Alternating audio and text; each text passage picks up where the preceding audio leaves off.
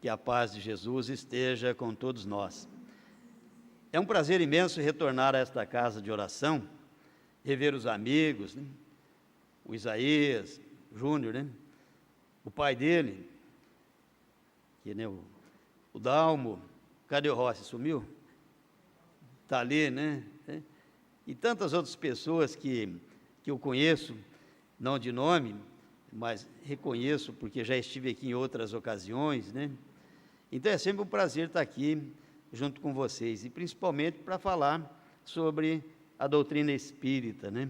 Esse consolador que traz a paz para a gente, que mostra de onde nós viemos, por que aqui estamos, o porquê das adversidades e para onde retornaremos após esse nosso desenvolvimento físico e o nosso desenlace.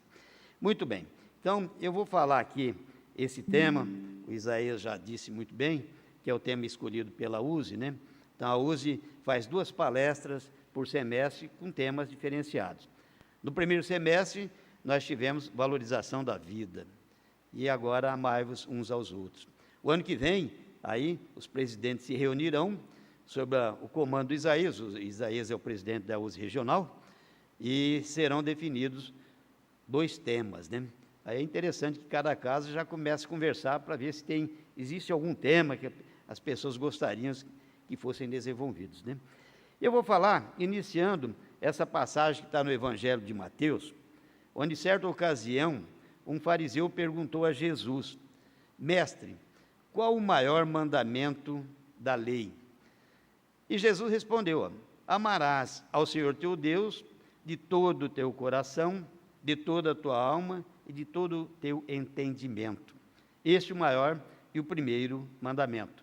E aqui temos o segundo, semelhante a esse: amarás o teu próximo como a ti mesmo. Então, toda a lei e os profetas se acham contidos nesses 2 mandamentos. Então, vocês veem que Jesus foi além da pergunta do fariseu. O fariseu perguntou, né, qual o maior mandamento da lei. E Jesus falou: esse é o maior mandamento da lei e dos profetas. E nós vamos conversar um pouquinho com vocês o que Jesus quis dizer com isso. Primeiro, vamos definir alguma coisa. O que é um fariseu? Quem lê a Bíblia aí, os espíritos normalmente leem muito a Bíblia, né? Eu tenho várias traduções lá. E na Bíblia consta muito, aparece muito fariseus, saduceus, escriba, né? Então aparece muito lá. Então os fariseus, eles constituíam uma parte importante da teologia judaica, assim como os saduceus, os escribas, nazarenos, essênios, eram em menor número, né? E tudo isso é descrito na introdução do Evangelho segundo o Espiritismo, no item 3, notas históricas. Eu sempre, quando eu falo alguma coisa do Evangelho, eu mostro o esquema, como foi constituído o nosso Evangelho segundo o Espiritismo. Então, tem um prefácio, e o prefácio tem 4 parágrafos, e é assinado pelo Espírito de Verdade. E um dos parágrafos é interessante, é o segundo, que fala: são chegados os tempos em que as coisas devem ser restabelecidas no seu devido valor. Por que o Espírito de Verdade escreveu isso, né? Dizia, mediunicamente? Porque os ensinamentos de Jesus, eles foram deturpados ao longo dos séculos, né? No Evangelho de Jesus, se a gente for ler e conversar com várias pessoas de outras crenças religiosas, né, mesmo cristãs, muitos deles têm dificuldade em entender o intercâmbio mediúnico, mas está lá nos ensinamentos de Jesus. Muitos deles têm dificuldade em entender a reencarnação. Eu tenho amigos de outras crenças, né, que eles falam: não, mas reencarnação não existe, isso é coisa de vocês, né? Não é coisa nossa, isso aí é um fenômeno natural. O Espiritismo não inventou a mediunidade, a reencarnação, né? Apenas esclareceu, né? Depois tem um índice, a introdução. A introdução é dividida em 4 tópicos e começa com o objetivo desta obra. E olha que coisa interessante. O objetivo desta obra tem um parágrafo que fala, né, que esta obra é para todos. Às vezes a gente pensa, né, que essa obra é só para nós espíritas. Está lá, esta obra é para todos. E qualquer um pode extrair dela os ensinamentos para adequar a sua conduta à conduta do Cristo. Então, você vê, é uma obra que é para todos, né? Não é só para nós espíritas, embora nós espíritas tenhamos um acesso mais fácil, um entendimento mais fácil, pelos fundamentos da nossa própria doutrina, né? Depois vem a autoridade da doutrina espírita, o controle universal, e aí, isso é interessante. Você sabe com quantos centros espíritas o Kardec se comunicava naquela época, 1850, quer dizer, 55, começou em 55, né? E foi até 69. Quantos centros espíritas o Kardec comunicava? Está escrito nesse segundo item aí. Está lá, cerca de 1.000 centros espíritas. Está escrito lá, né? Então, estou falando para vocês que eu falei numa casa espírita, não daqui, né? E a pessoa falou, 1.000, você não está chutando, não? Não, é só ler lá. 1.000 centros espíritas sérios, está escrito assim. E como que Kardec se comunicava com os centros espíritas? Ele passava um WhatsApp e já ia e voltava rapidão? Você sabe como que ele se comunicava? Escrevia, aquela caneta tinteiro, né? Tem alguns de vocês que acho que já usou aquilo lá, né? Poucos, eu acredito, né? Poucos, mas... E colocava no envelopinho e dava para o carteiro. E o carteiro ia do quê? Ia de trem? De avião talvez, que é mais rápido. Do que ia o carteiro? A cavalo. A cavalo, né? Ia e levava as correspondências de uma cidade para outra, e o outro pegava e assim por diante. Então, você imagina a dificuldade que Kardec tinha para mandar essas perguntas, esses questionamentos para esses centros espíritas e receber de volta, né? E ele o fez, como está nesse item, balizado em 1.000 centros espíritas. Era muita coisa, né? Em todo mundo ele coloca, inclusive para os Estados Unidos, tem várias comunicações de lá, né? Depois vem as notas históricas, que explica esses itens, né? Fariseus, saduceus, essênios, assim por diante. E depois tem o resumo do Sócrates e Platão. O Sócrates era um tremendo médium, né? Ele já falava em reencarnação, já falava no demo, né? Nas comunicações. O que era demo? Aí foi traduzido para demônio, né? Que demônio, teoricamente, é um espírito que se compraz no mal, né? Não como a igreja coloca, que demônios foram criados anjos e se rebelaram e se tornaram do mal. A pessoa, ou seja, o espírito, quando ele chega à angelitude, ele jamais retrocede, né? O espírito, a evolução é sempre para cima, né? Mas o Sócrates já falava do deimo, falava da reencarnação, e tem um resumo interessante lá. É bom que todos leiam, é o quarto item. E depois vem os 28 capítulos, né? Mas voltando à primeira resposta de Jesus, quando o fariseu perguntou, né, qual o maior mandamento da lei, ele respondeu assim, ó, amar a Deus de todo o teu coração. Essa foi a primeira frase. Então, a palavra coração, eu estava verificando na Bíblia, aí no Google, diz que ela aparece mais de 800 vezes na Bíblia. E dependendo da tradução, ela aparece mais de 1.000 vezes. E as traduções, elas muitas vezes são diferentes, né?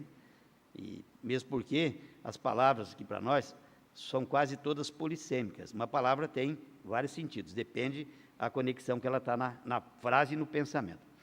E depois só o coração, então, segundo a ciência, é um órgão muscular que, por meio da sua contração, ela garante o bombeamento do sangue para as diferentes partes do corpo.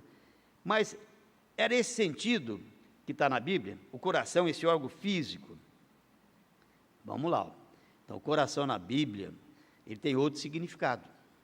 É a sede da inteligência, das emoções, dos desejos, da vontade, dos pensamentos, dos sentimentos. Então, a gente tem uma ideia um pouco errônea quando lê a Bíblia e achar que é o coração que mostra os sentimentos. O coração é um órgão físico, né? O coração é um órgão físico. Os sentimentos estão onde? Na nossa alma, no ser pensante, ou no espírito quando desencarnado, né? A gente chama alma quando está encarnado. Então, vocês veem que quando a gente vai ler a Bíblia, ou mesmo o Evangelho, a gente tem que ter a base para saber interpretar o que representa determinados ensinamentos. Olha em Provérbios. Provérbios é um livro do Velho Testamento. Quem escreveu Provérbios? Alguém sabe? Os mais velhos aí não valem. Foi Salomão, filho do rei Davi, né? Ele escreve aqui, ó, sobre tudo que se deve guardar, guarda o coração, porque dele procedem as fontes da vida. Então o coração é igual a fonte da vida, ou seja, é a alma. É a alma que é a fonte da nossa vida. Ah, mas não é o coração que é a fonte da vida? O coração é físico, né? Se o coração parar, o que acontece? Para a vida. Por quê? Porque o nosso espírito, a nossa alma sai. É uma pergunta interessante que a gente sempre faz. Quando a gente... Quem que sai? O espírito que sai do corpo, ele sai a hora que ele quer? Ou o corpo que, vamos assim dizer, expulsa a nossa alma, o espírito? Entenderam a pergunta? Né? Então, muitas vezes a pessoa fica meio assim. Então, não é o espírito que sai. Porque se o espírito saísse a hora que ele quisesse, saísse desencarnando, não haveria suicídio. Né? É o corpo que libera o espírito. Quando a gente está, por exemplo, bem velhinho, né? E quando está bem velhinho, pensa que a pessoa tem medo de desencarnar, né? Digo sempre que é uma prorrogaçãozinha, né? E eu espero chegar até os 100 anos, mas falando, pensando, né? Não acamado, né? Por quê? Porque quanto mais a gente vive aqui nesse mundo corpóreo, mais a gente aprende. A encarnação é para aprendizado, evolução, né? E um dos grandes problemas que a gente tem aqui no mundo corpóreo, o Isaías falou, nós estamos no mundo de expiações e provas. Sabe qual que é? A dificuldade de relacionamento. A gente tem dificuldade em relacionar, muitas vezes até com os pais e com os irmãos. Depois casa com a esposa, às vezes até com os filhos, né? Nós espíritas, a gente tem que tomar cuidado, nós já temos conhecimento. Quando a gente reencarna, nós temos um planejamento a ser desenvolvido aqui no mundo corpóreo.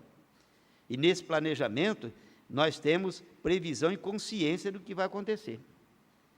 Muitas vezes, a gente quebra a cabeça, né? Porque a gente chega na carne, a gente esquece do nosso planejamento, porque o esquecimento é uma dádiva, né? E a gente acaba aprontando muitas vezes. Mas nós espíritas, nós sabemos que as adversidades que acontecem conosco já estavam no nosso planejamento, grande parte delas. E outras, fomos nós que provocamos. Então a gente sabe. Ah, mas aquela minha esposa ninguém merece. Não, a esposa é sua, você merece. E vice-versa, né? Não é assim? E eu tenho amigo que falava, a minha sogra, eu tenho duas. A sogra é sua, meu filho, né? Então não é minha, né? Então todos nós, Isaías falou, todos nós temos os nossos problemas. E temos que ter. Por quê? Porque senão a gente não evolui. Já pensou se tudo fosse tudo muito bom? A gente teria dificuldade em evoluir. A gente evolui muito mais nas adversidades. Então, se a gente tem um vizinho chato, uma sogra ou nora, eu posso falar porque eu gostava muito da minha sogra, desencarnou, mas a gente sempre foi muito amigos. E é verdade. E tenho nora também, e gosto muito da minha nora. Como eu não tive filho, tive 2 filhos, né, não tive filha, então a nora passa a ser minha filha. Então, eu gosto muito delas. Mas, no correr da carruagem aí, a gente encontra com amigos que não, quer dizer, não são aquelas brastempes da vida, mas a gente deve agradecer a eles. Por quê? Porque a gente aprende mais com eles do que com aqueles nossos amigos. Por quê? Porque essas pessoas com problemas, elas vêm para quê? Para trabalhar a nossa paciência, a nossa tolerância. Como eu disse, se tudo fosse uma maravilha, a gente não cresceria. A gente precisa de dificuldades. E aí a gente começa a nos introjetar, a analisar dentro da gente, né? Por que eu tenho dificuldade em perdoar o fulano, ou fulana? E tem outros que podem falar um montão para a gente, e a gente fala, mas é gente fina, é amigo meu. Ah, porque a nossa vibração parece que não está batendo. Exatamente. Muitas vezes a gente já vem com pessoas que nós tivemos dificuldades em outras reencarnações, e a gente se encontra nessa. E aí é para se acertar. E a gente tem um pouco de dificuldade em se acertar, porque as vibrações das pessoas são diferentes, né? Tem umas que é uma beleza, a gente vê, já quer até abraçar. E tem outras, a gente vê que é correr, né? Mas não é ao encontro, não. Mas nós espíritos fazemos isso? Pelo menos não devíamos fazer, né? Esses são os ensinamentos que a gente sempre tem. Muito bem. Mateus também descreve muitas coisas. Bem-aventurados puros de coração, pois eles verão a Deus. A pureza de coração significa simplicidade e humildade, excluindo todo pensamento egoísta, egóico ou orgulhoso, né? Então, coração puro é alma elevada. Então, coração, nesse caso também, é sinônimo de alma, o ser pensante. A outra, mas o que sai da boca procede do coração, e isto contamina o homem. Porque do coração procedem os maus pensamentos. O coração físico pensa? Não pensa, né? Então nesse caso, o coração, que ele fala que procede dos pensamentos, é o nosso ser pensante, a nossa alma. É isso que a gente tem que entender. Olha, mortes, adultérios, prostituição e assim por diante, né? Procede do coração. Mas então o coração, nesse caso, como fonte dos pensamentos, ele significa a nossa alma, o ser pensante, né? A outra, pois onde estiver o seu tesouro, aí também estará o seu coração. Coração é a fonte de sentimento. Então, coração, muitas vezes a gente fala, né? O meu sentimento é do coração. Quer dizer, isso é uma maneira de a gente dizer. Outros falam, faz aquele desenho do coração, né? Coração nem é assim, né? Vocês viram como que é o coração? Eu até achava que o coração entrava as veias e artérias em cima e embaixo, que não é assim. Entra e sai tudo por cima, né? Vocês já viram aquele desenho lá, né? E aí, onde está o nosso tesouro? É aqui, no coração, ou seja, no sentimento, ou está no dinheiro? Às vezes conversei com um colega e falou, nos dois, né? Porque para a gente ter bom sentimento, a gente tem que ter dinheiro, porque ninguém ama com o estômago vazio. Pois é, né? Tem uma pergunta interessante, né? Tem várias no Livro dos Espíritos, essa é a 922, e fala, existe uma felicidade comum a toda a humanidade? E a resposta é sim. Aí fala, do ponto de vista material, é ter a posse do necessário. Aí o cara fala, eu queria ser rico, ter uma casa de campo, ter um carro, sei lá das quantas. Talvez você não tenha, porque você teria dificuldade em lidar com aquilo. Ter o suficiente, talvez seria o melhor caminho. E a outra, e ter a consciência tranquila. Não deitar a consciência pesada, porque aprontou, né? E a terceira, ter a fé em Deus, fé no futuro. A gente saber que Deus é misericordioso, é justo, é bom. Se a gente sofre, é porque nós merecemos. Isso faz parte da justiça divina. Mas, por outro lado, como Deus é bom, esse sofrimento vai ser bom para a gente. Por quê? Porque vai fazer com que a gente desenvolva sentimentos mais profundos que ainda estavam adormecidos dentro da gente. Eu participei esses dias de um velório e sabia, né, que existia problemas entre o que desencarnou e um ente querido. E na época, na ocasião, quando foi fechar o caixão, né, esse irmão, o encarnado obviamente, né, ele se manifestou chorando e dizendo, fulano, meu irmão, eu te amo, eu sempre te amei. Você vê, então precisou daquele momento para a pessoa sentir que aquelas diferenças que elas tinham, era uma coisa, vamos assim dizer, que ele viu, que não fazia parte mesmo dele. Era implicância assim, sem nexo, vamos assim dizer. Então chega um momento que a gente se manifesta interiormente. É por isso que as adversidades existem, para que desabroche sentimentos mais profundos dentro do nosso ser, né? Então, o coração, sendo a sede dos pensamentos, dos sentimentos, vem como sinônimo de alma. Então, a alma quando está encarnado, ou o espírito desencarnado, né? Pois o pensamento é um dos atributos do espírito. Então, estou falando para vocês, numerando aqui, para vocês não acharem que não é isso. Está no Livro dos Médiuns, na primeira parte, o capítulo 2º. Então, ele fala dos vários atributos do espírito, que o pensamento é um deles, né? E que os sentimentos, eles se desenvolvem pouco a pouco.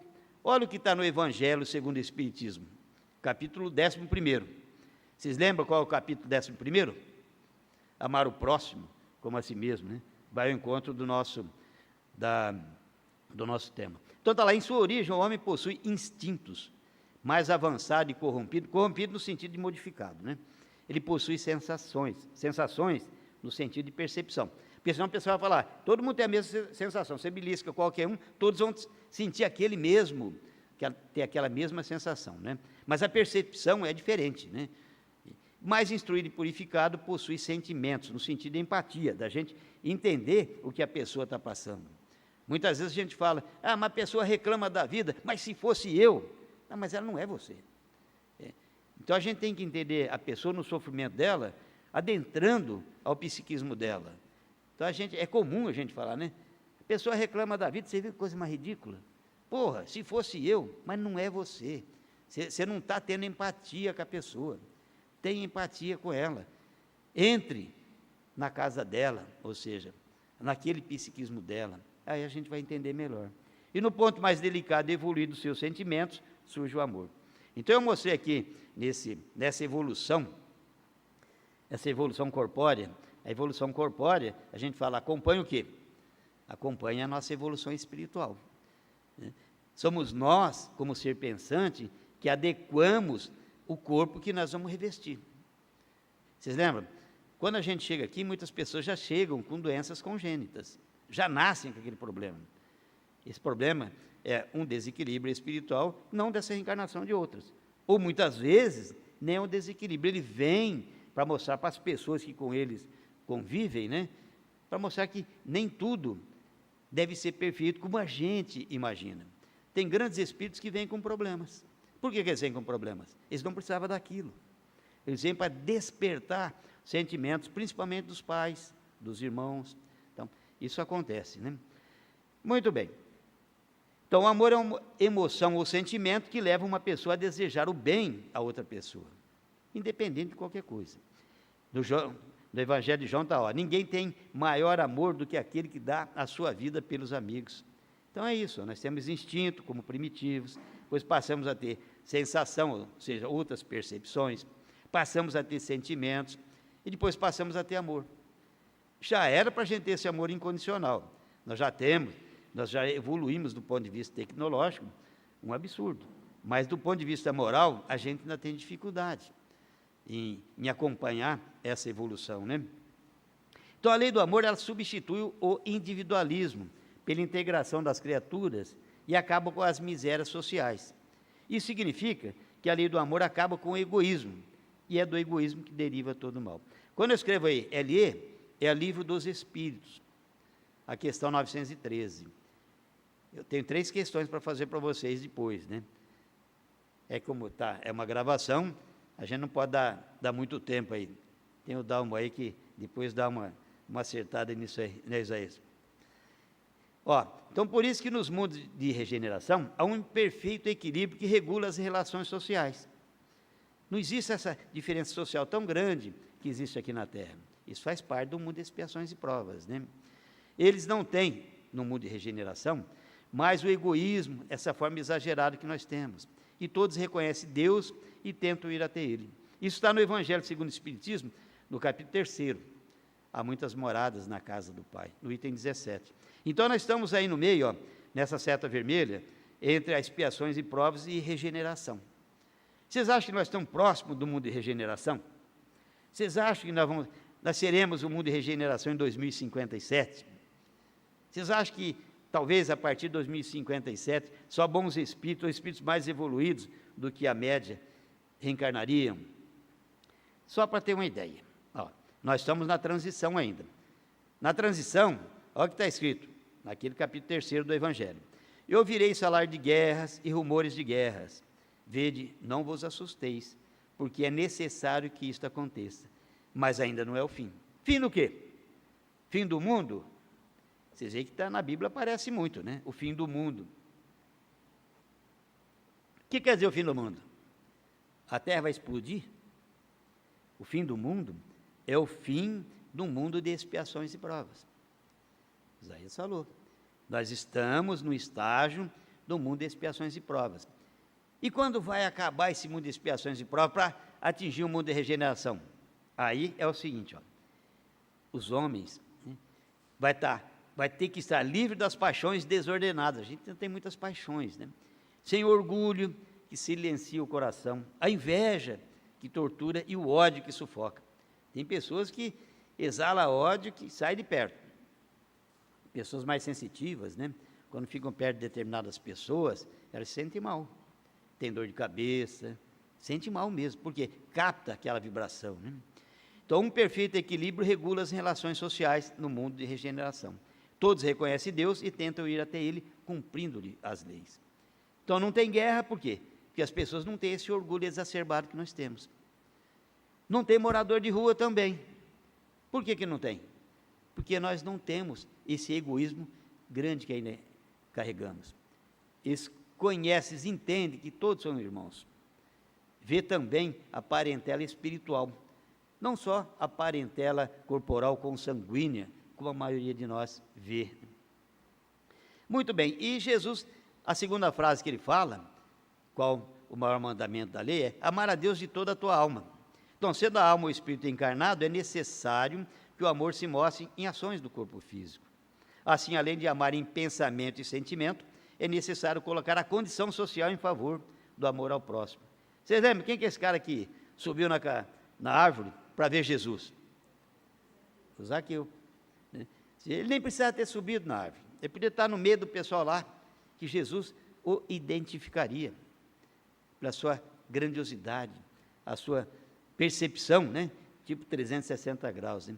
Zaqueu, muito criticado, porque era um escriba, né? Ele, quando Jesus disse a ele, desce que hoje nós vamos cear na sua casa. E se fosse nós?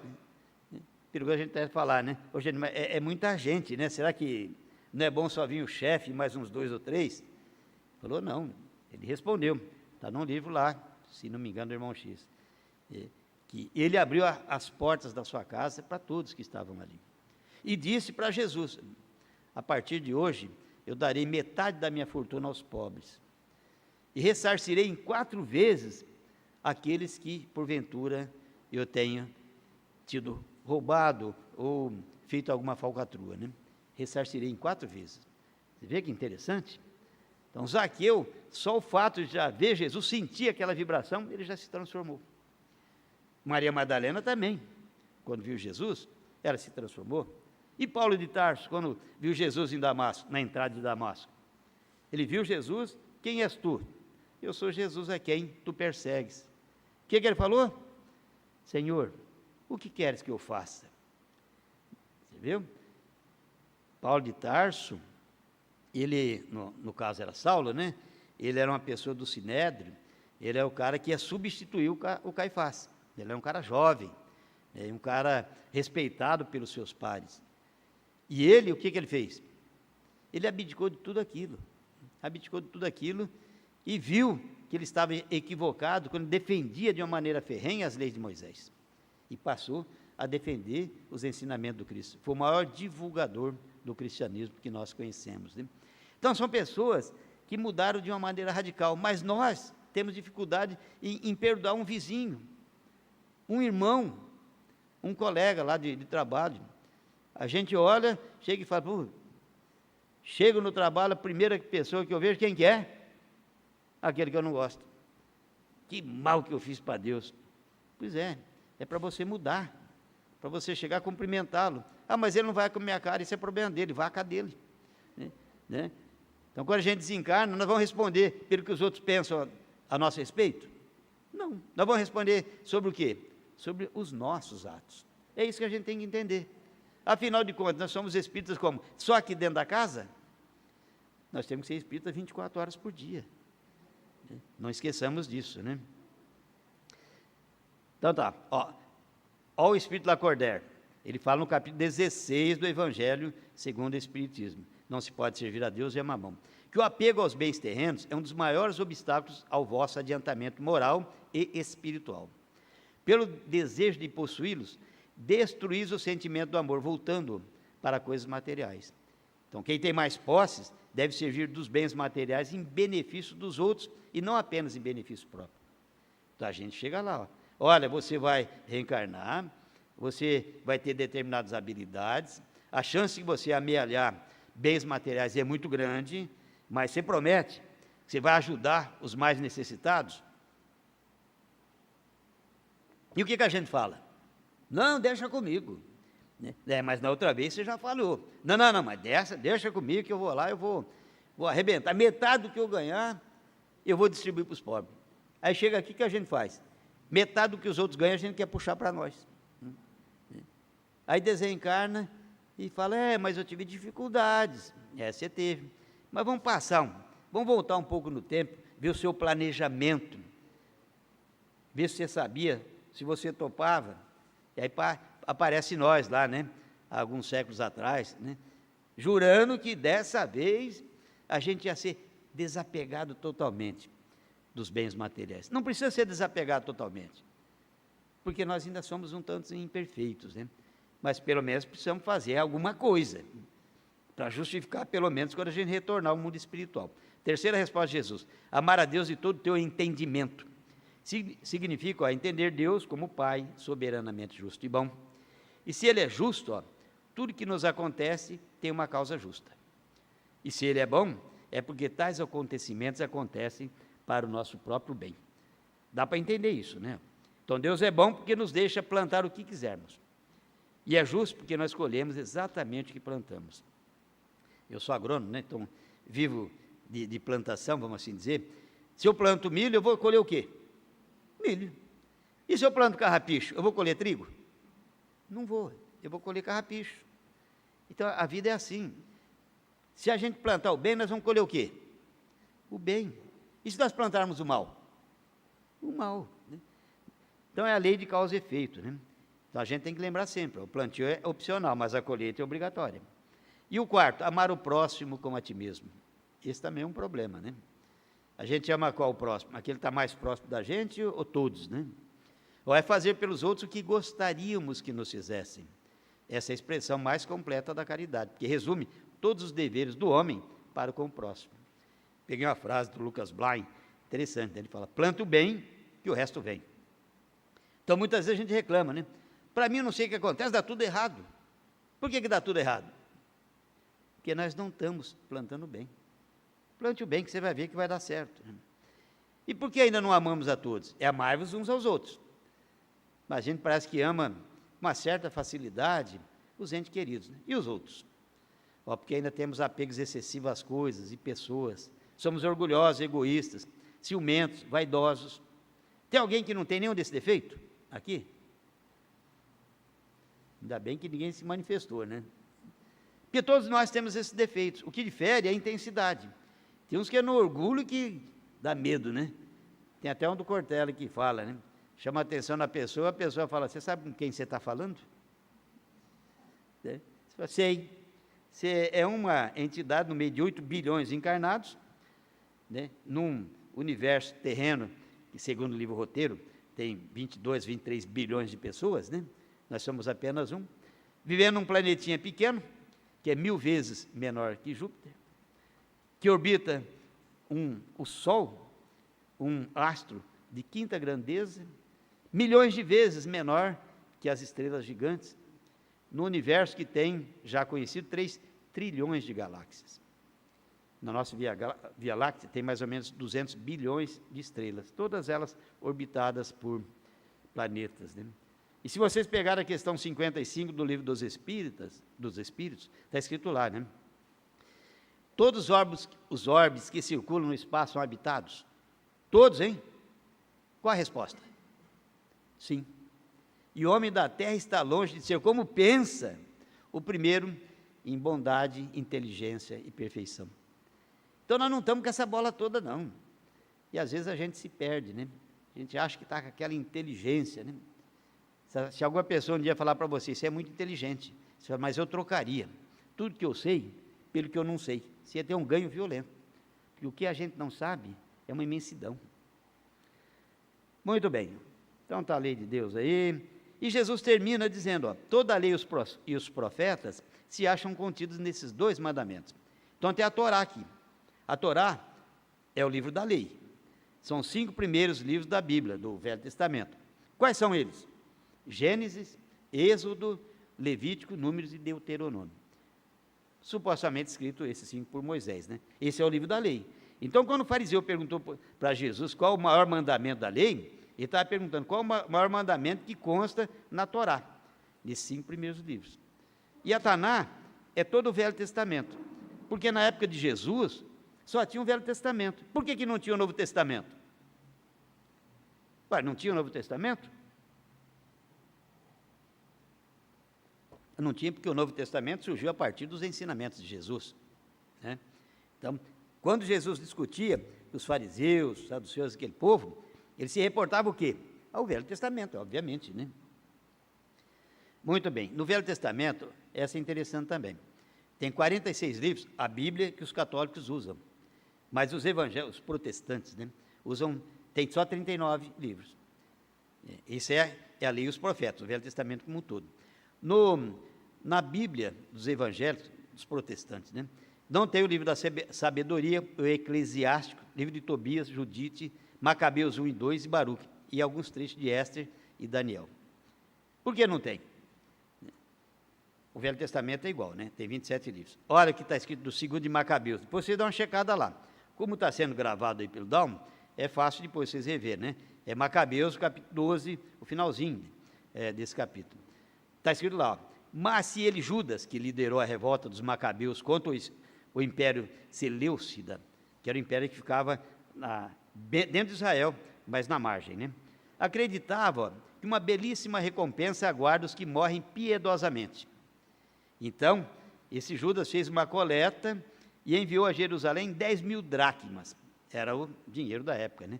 Para que se oferecesse um sacrifício pelos pecados, para que os mortos fossem livres de suas faltas. Então, qual é a ideia deles?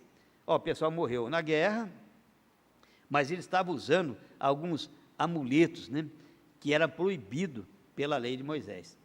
Então, o Judas achou que eles haviam morrido, perdido a guerra, por quê? Porque eles tinham ido contra Deus, o Deus deles, o Jeová, usando coisas proibitivas. E aí, mas eles eram boas pessoas, segundo Judas, esse que liderou a revolta, né? Então ele falou, então nós vamos mandar 10.000 dracmas para Jerusalém, eles compram lá em oferendas, oferecem a Deus, e esse pessoal está perdoado, eles, mesmo tendo errado, eles saem de onde eles estão e vão para o céu.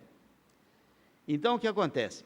Se vocês conversaram com um protestante, o que eles vão falar? Não tem purgatório, tem céu e tem inferno. Se vocês pegaram um católico, não, tem céu e inferno, mas também tem purgatório, porque está lá, ó, escrito que se você fazer orações, né, pagar as indulgências, dar uma força, a pessoa sai do purgatório e pode ir para o céu. E para nós espíritas, tem céu e inferno? Tem céu e inferno. Mas é igual, você vai para o céu, você vai ficar lá tomando mel, ouvindo música de harpa, ou você vai para o inferno, você está danado. É fogo para todo lado, né? Não é isso, né? Céu e inferno, para nós, são o quê? Estados de consciência. Então, a pessoa que faz o bem, ela desencarna, se sente do céu, porque está tudo bem. E a pessoa que está magoada com um monte de gente, que fez um monte de atrocidades, quando ela desencarna, ela, como se diz assim, ela sente esse peso, ela é acusada pelo juízo, né? Que juízo? Quem nos acusa? A nossa consciência, é a nossa consciência, esse é o juízo, é a nossa consciência. Mas não tem um tribunal lá, que vai olhar, Salate, você fez umas barbaridades aqui. Não, sou eu que vou entender os erros que eu cometi, e eu que me penalizo, né? Eu falo, eu quero voltar agora, eu prejudiquei tantas pessoas, tem condição de eu reencarnar no meio delas, que agora eu vou dar um up, vamos assim dizer, né? Então é assim que funciona, né? E se Jesus nos ensinou a lei do amor, sendo ele o nosso guia e modelo, é a questão 625. Aqui a lei está na nossa consciência, 621. Por que criamos inimigos? E quem são os nossos inimigos? Bom, primeiro, nós criamos inimigos, que como vocês estão vendo lá, nós somos espíritos puros, bons ou imperfeitos? Isso é mole, né? Nós só conhecemos um espírito puro, Jesus. Bons espíritos tem vários, né? Tem Allan Kardec, tem o pessoal, os espíritos que participaram da codificação, tem Bezerra de Menezes já foi convidado, Eurípides Barçanufo também já foi convidado a reencarnar em um mundo feliz, né? Mas a grande maioria nossa aqui pertence a essa classe, a essa ordem, né, de espírito imperfeito. Nós temos orgulho, ciúmes, nós temos cobiça, somos egoístas, nós temos tudo isso, né? Então, por isso que a gente passa por momentos difíceis, né? Porque os inimigos não é o meu vizinho, a minha esposa ou o marido. Os meus inimigos são internos, né? Orgulho, egoísmo, ódio, assim por diante. Agora vem as 3 perguntas, vamos ver se vocês estão bem, hein? Eu não estou vendo o relógio aqui, ainda bem que não tem, né? Tem lá, mas não estou chegando direito, então está tudo bem. Muito bem. Então, qual o maior obstáculo ao nosso progresso? São 2. Dá uma olhada ali em cima. Você vê que hoje eu estou bonzinho, viu, Isaías? Eu até grifei para vocês. Está vendo? Você leu o gabarito ou não? Eu até grifei para vocês para facilitar a vida, né? O orgulho e o egoísmo. E a segunda, essa vocês têm que acertar também. Entre os vícios, qual se pode considerar o pior? É um só agora. Qual? O egoísmo, está em itálico, né? Agora, a terceira, em que consiste a felicidade dos bons espíritos? Porque os bons espíritos se sentem felizes? Porque ele não tem nada disso. Eles não têm orgulho, não têm egoísmo, não têm ódio, não têm ciúme, não têm inveja, não tem nada disso. É por isso que eles são felizes. E é por isso que nós somos infelizes, porque nós carregamos todos esses defeitos. Por isso que o Espiritismo nos ensina que a gente deve o quê? Transformar defeitos em virtudes. Quanto mais a gente faz isso, mais feliz a gente se sente. Mas a gente é teimoso, né? A gente fica se batendo sempre no mal. Eu sempre pergunto, né? Imagina que vocês têm lá 50 amigos, mais amigos, né? A família, os próximos, mas vocês têm lá 2 pessoas que trabalham com vocês, vocês não gostam deles. Vocês acham, vou fazer uma pergunta para vocês, qual das pessoas que vocês mais se lembram? Pois é, a gente mais se lembra das pessoas que a gente não gosta. Agora, cá entre nós, não é uma burrice isso? Por que a gente não pensa mais nas pessoas que a gente gosta? Fala, eu gosto do fulano, beltrano, cicrano. Vamos pensar neles. A gente fala, rapaz, só faltava eu entrar naquela loja, dar de cara com aquela anta. Aí o cara entra e dá de cara com o cara. Por quê? Porque a gente atrai as pessoas pelo pensamento. E a gente aí fica culpando os outros. Somos nós, as nossas sintonias. Nós atraímos as pessoas, tanto encarnados quanto desencarnados. Desencarnado é mais ainda. Porque desencarnado, você pensou, ele está ali do seu lado. Nas reuniões mediúnicas, eu participo de reunião mediúnica há uns 30 anos. Você conversa com as pessoas desencarnadas, que já era para ter até um certo conhecimento, obviamente vai depender da evolução, né? E ele fala, né? Eu estou aqui com essa pessoa e não vou largar dele. Ah, é? Mas você gosta dele? Eu odeio ele, por isso que eu estou aqui. Mas você gosta de muitas pessoas. Eu gosto. Mas, vem cá. Você não acha que é burrice isso que você está fazendo? Mas como assim? Uai, você tem um monte de pessoas que você gosta. Ao invés de você ficar junto com essas pessoas que você gosta, você está ficando do lado de uma pessoa que você não gosta. Não, mas é que eu odeio ele. Pois é, você odeia, sai dessa vida, meu filho. Né? Vai com as pessoas que você gosta. Usa a cabeça. É assim, e nós somos assim. Por que somos assim? Porque somos espíritos imperfeitos ainda. A gente dá muito valor às coisas que não levam a nada. Vamos mudar, vamos virar essa chave, né? Muito bem. Então, quando Jesus disse amai os vossos inimigos, ele não estava dizendo que os nossos inimigos são pessoas específicas, mas aquelas que refletem o nosso lado sombra, o lado que não gostamos e não temos consciência sobre nós mesmos. Tem algum psicólogo aqui, ou psiquiatra? Vocês devem ter estudado o Jung, né? O Jung falava do lado sombra. É aquela parte do inconsciente que desprezamos, escondemos ou rejeitamos. Nós não gostamos dessas pessoas porque vemos nela algo que não aceitamos. Imagina se entra uma pessoa aqui, toda bem vestida, uma mulher, porque homem não tem jeito de ficar bonito, mas é a mulher bem vestida, tudo certinho, sai de lá e vem sentar aqui na primeira carteira. Tem muita gente que vai falar assim, olha que metida, chega atrasado e ainda vai sentar na primeira carteira, porque não sentou lá. Vai pensar assim. Se alguém pensar assim, dá uma olhada, né? Vê o lado sombra. Mas e se chegasse uma senhora de 80 anos com uma bengalinha, e batendo ainda, fazendo um barulhão, viesse lá, no meio da palestra, sentasse aqui, alguém ia falar alguma coisa? Não ia falar.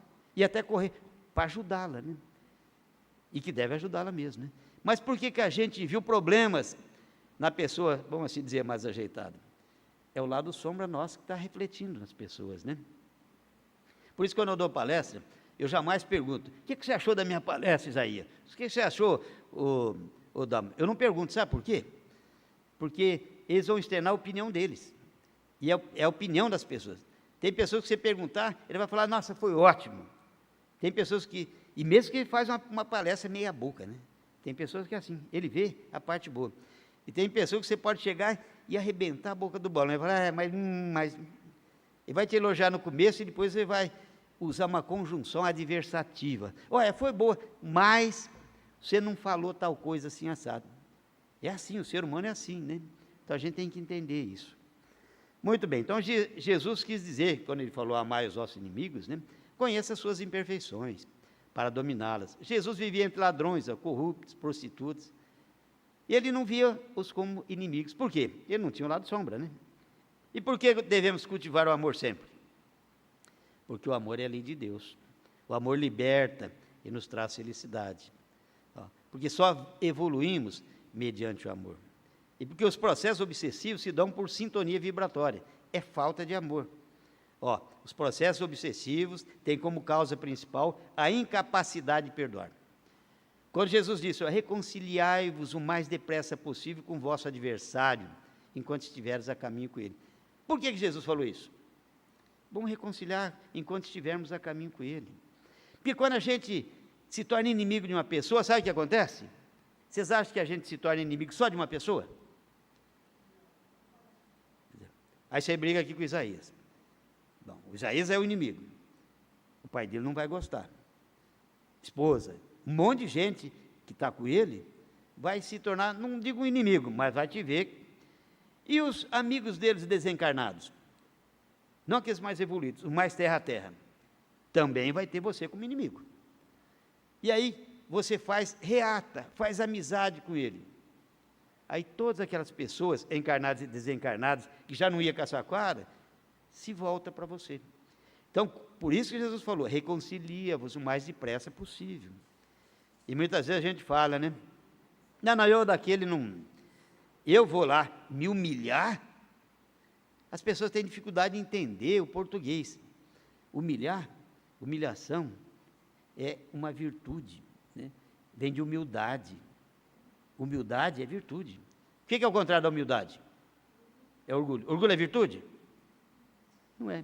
Tem muitas pessoas que falam, eu tenho tal religião com muito orgulho. Falar, muito bem, tem que aprender mais, né? Porque você tem essa religião, ela é ruim, porque não te ensinou que orgulho é defeito. Então, quando nós não perdoamos, nós ficamos amargurados, carregamos um peso, nos distanciamos da felicidade.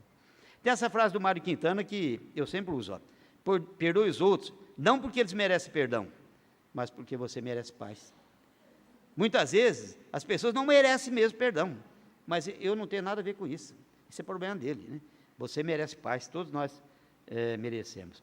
E nós atraímos seres que têm a mesma frequência vibratória que nós. Então, quando nós oramos, nós elevamos a nossa frequência vibratória e nos desconectamos dos obsessores. Qual foi a recomendação de Jesus? Vigiai e orai. Vamos vigiar nossos pensamentos, né? Não vamos ficar pensando em coisas ruins. Assisti a uma palestra uma vez na pessoa, ela falou, sempre quando tem um pensamento ruim, eu me sinto na obrigação de ter 2 pensamentos bons, para pelo menos ter um saldo positivo, né? E é interessante, né? Quando nós exalamos boas energias, nós atraímos bons espíritos, nós temos saúde e equilíbrio, nós abrimos as portas do bem e do amor. E o contrário, atraímos maus espíritos. Passamos a ter doenças, desequilíbrios, né? E abrimos as portas para o mal. Eu vou pular algumas coisas aqui, pelo nosso tempo, e vamos na conclusão aqui. Então, com amor, construiremos o reino de Deus que está dentro de nós. Vocês lembram que Jesus falou? O reino de Deus não está lá, nem aqui, nem acolá. O reino de Deus está aonde? Dentro de vós. Exatamente isso. Para alcançar a felicidade que nós tanto sonhamos, né? E ajudar o planeta Terra a ser um mundo de regeneração. E aí, tinha uma época que eu tocava, eu toco, eu canto, não sou muito fácil não. Mas agora eu não vou ofender aí os ouvidos de vocês, né? Eu vou só ler essa frase do cantor Joe Jackson. Ele fala, haja paz na terra, a começar em mim. A começar em mim prometo a meu Senhor, que cada passo que eu der, que seja onde for, a cada momento estarei vivendo em plena paz e amor. Haja paz na terra, a começar em mim. Que o amor do Cristo esteja em nós, a começar em mim. É isso que a gente tem que pedir. O que a gente faz? A gente quer que as pessoas mudam e se adequam ao nosso caminhar. Quantas pessoas a gente pode mudar no mundo? Uma só. Qual? nós mesmos. Então, que comece em nós essa mudança, né? Então, vamos então seguir o que prega o Espiritismo, fora da caridade não há salvação, entendendo que salvação não é para ir para o céu, inferno ou purgatório. Salvação é no sentido de evolução. Então, fora da caridade não é evolução, né? E a caridade, olha, são três, é um tripé. É ser benevolente, ou seja, fazer o bem para todos, aceitar as imperfeições humanas sem ser coniventes com elas, e perdoar sempre. É o perdão, né? Então, assim, amando a todos os nossos irmãos, nós evoluiremos e ajudaremos no progresso do nosso planeta. É isto que o Pai espera de cada um de nós. É por isso que nós estamos reencarnados aqui, né? Então, sigamos esses exemplos e sejamos felizes sempre. Deus nos abençoe a todos e muito obrigado.